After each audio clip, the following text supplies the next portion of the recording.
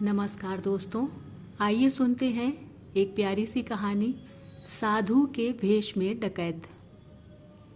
एक बार की बात है, एक गांव के पास जंगल की तरफ डाकुओं का एक झुंड रहता था। उन डाकुओं का सरदार साधु के भेष में रहता था। वो लोग व्यापारियों, अमीरों और राहगीरों को लूटा करते थे और उनसे लूटा हुआ धन गरीबों में बांटते थे। अपने आसपास के गरीबों का ध्यान रखते थे। उन्हें लगता था कि राज्य में इन गरीबों को पूछने वाला कोई नहीं है। उन्हें राज्य की ओर से गरीबों के प्रति यह व्यवहार किसी विश्वासघात से कम नहीं प्रतीत होता था और उनकी बात एक हद तक सही भी थी। जिस जंगल में वो लोग रहते थे वहाँ तक राज्य सुविधाएं नहीं पहुँच पाती थीं, परंतु इस वजह से उसके मन में व्यापारियों और अमीर लोगों के प्रति नकारात्मक भाव भर गए थे। एक दिन कुछ व्यापारियों का झुंड राज्य की राजधानी में लगे व्यावसायिक मेले से लौट रहा था। उनके पास व्यवसाय से कमाया हुआ बहुत सारा धन था, परंतु उन्हें उस रास्ते और जंगल के बारे में पता नहीं था। वो चलते चलते वहाँ पहुँच गए जहाँ वो डाकू लोग रहते थे। सारे डाकुओं ने धीरे धीरे उन्हें चारों तरफ से घेर लिया और देखते ही देखते सारे व्यापारी डाकुओं के घेरे के अंदर आ गए और फिर वो डाकू उन सभी व्यापारियों को डराने धमकाने लगे।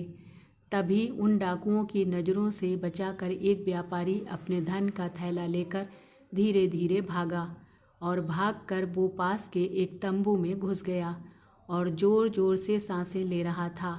भागते भागते थक गया था और डरा हुआ भी था। तभी उसने देखा कि उस तंबू के अंदर एक साधु माला जप रहा है। उसके हाफने की आवाज़ सुनकर साधु जप से उठा और उस व्यापारी से गुस्से में पूछा कि उसने उसके जप में विघ्न क्यों डाला और आखिर उसने उसके तंबू में आने की हिम्मत कैसे की। इससे पहले कि साधु कुछ और बोल पाता, व्यापारी ने धन से भरा भय थैला उस साधु को संभालने के लिए दे दिया और कहा, पूरे साल की मेहनत के बाद राजधानी के मेले में जो धन प्राप्त हुआ है वो आपको दे रहा हूँ। यह मेरे परिवार की रोटी के लिए है। हमें डाकुओं ने घेर लिया है। यदि हम मारे गए तो मेरे परिवार तक ये धन पहुँचा दीजिएगा, अन्यथा वो लोग भूख से मर जाएंगे। हम सुंदर नगर के निधि सरोवर के पास रहने वाले व्यापारी हैं।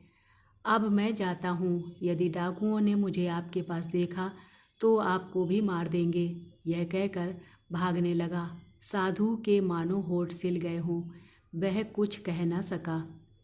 जब व्यापारी के जाने का एहसास हुआ तब वह यही कह पाया कि तुम निश्चिंत हो जाओ, मैं तुम्हारे धन की रक्षा करूँगा। व्यापारी के इस विश्वास ने डाकुओं के सरदार को अंदर तक झकझोर दिया था। वह यह सोचने पर मजबूर हो गया कि क्या राज्य की सुविधाएं उस जंगल में ना पहुंच पाने की वजह से वह जिन लोगों को लूटता था वो गलत था, क्योंकि वो भी तो मेहनत से धन कमाया करते थे और उन्हें राज्य से ये धन प्राप्त तो नहीं होता था। इन सब बातों ने उन डाकुओं के सरदार को परेशान कर दिया। उसे ऐसा लगता था कि वो सही काम करता है, जबकि आज उसे अपने किए पर पछतावा हो रहा था। तभी उसे व्यापारियों के चीखने की आवाज़ आई।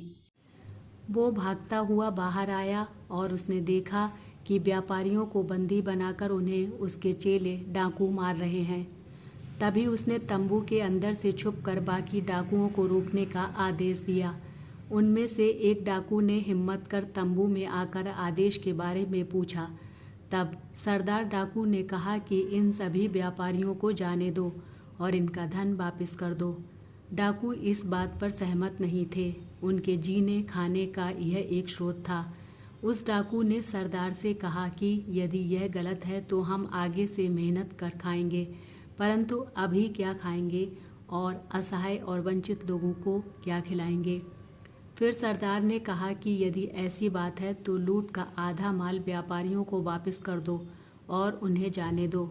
इस पर सबकी सहमति बनी और व्यापारियों को आधा धन लौटा कर जाने की अनुमति दे दी गई। फिर हिम्मत कर व्यापारी अपना थैला लेने वापस तंबू में आया और यह क्या, अपनी आंखों से सच्चाई देखकर वह स्तब्ध था। जिस साधु को उसने अपना थैला दिया था वह साधु तो डाकुओं की टोली का सरदार था। लूट के धन को वह दूसरे डाकुओं को बांट रहा था। यह सब देख व्यापारी वहाँ से निराश होकर वापस जाने लगा। वह मुड़ मुड़कर तंबू की तरफ देख रहा था और ठगा सा महसूस कर रहा था।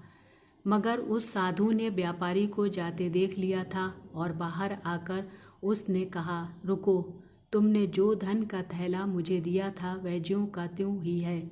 और साधु ने व्यापारी का धन से भरा थैला वापस कर दिया। अपने धन को सलामत देखकर व्यापारी खुशी से गदगद हो गया और साधु को दान देने की इच्छा जाहिर की, परंतु साधु ने मना कर दिया और हाथ जोड़कर नमस्कार कर तंबू की ओर चला गया। व्यापारियों का झुंड भी खुशी खुशी अपने सुंदर नगर की ओर चल पड़ा। जब सरदार तंबू में वापस लौटा तब वहां बैठे अन्य डाकुओं ने सरदार से पूछा कि हाथ में आए धन को इस प्रकार क्यों जाने दिया। तभी सरदार ने कहा, व्यापारी मुझे भगवान का भक्त जानकर भरोसे के साथ थैला दे गया था। उसी कर्तव्य भाव से मैंने उसके थैले को वापस दे दिया। किसी के विश्वास को तोड़ने से सच्चाई और ईमानदारी हमेशा के लिए शक के घेरे में आ जाती है। बिल्कुल वैसे ही जैसे राज्य की सुविधा यहाँ ना पहुँच पाने की वजह से हमारा राज्य से विश्वास उठ गया और हम सच्चाई और ईमानदारी के रास्ते से भटक गए। परंतु आज व्यापारी की बात सुनकर एहसास हुआ कि हम राज्य की सुविधा यहाँ तक नहीं पहुँच पाने का दंड सच्चाई और ईमानदारी से धन प्राप्त कर रहे लोगों को उनका धन लूट कर देते हैं और यह गलत है। आज से हम सब मिलकर मेहनत करेंगे और अपने साथ साथ सभी वंचित लोगों की सहायता भी करेंगे। सब सरदार की बात से सहमत हुए और डकैती छोड़कर ईमानदारी से धन कमाने की प्रतिज्ञा ली। जय श्री कृष्णा। राधे राधे।